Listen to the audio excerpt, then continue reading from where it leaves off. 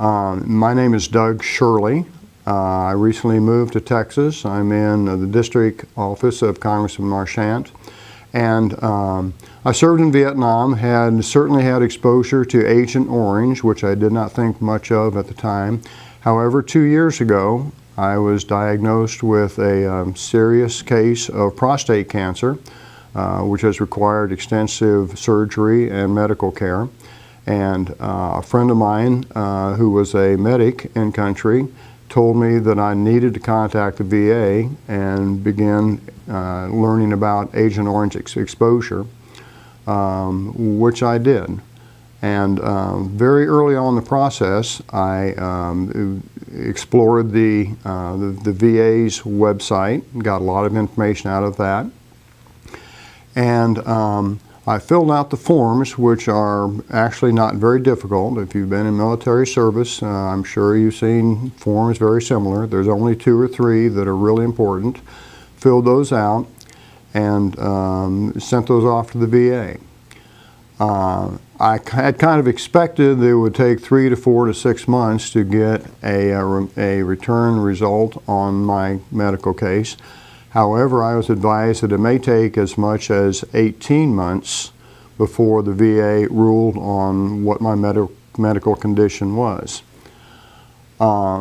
Unfortunately, in my medical progression, the signs became progressively worse, and so rather than contact, as some people had suggested, one of the attorneys or attorney firms or firms that may have names like Veterans Assistance Association, I chose instead to contact my congressional office, the district congressional office here in Dallas, and I'm very glad that I took that as my course of action. I have found, and I can tell you as a veteran, one veteran to another, the response that I got from the congressional district office was every bit as good as I could get from any attorney, any collection of attorneys, or any other organization.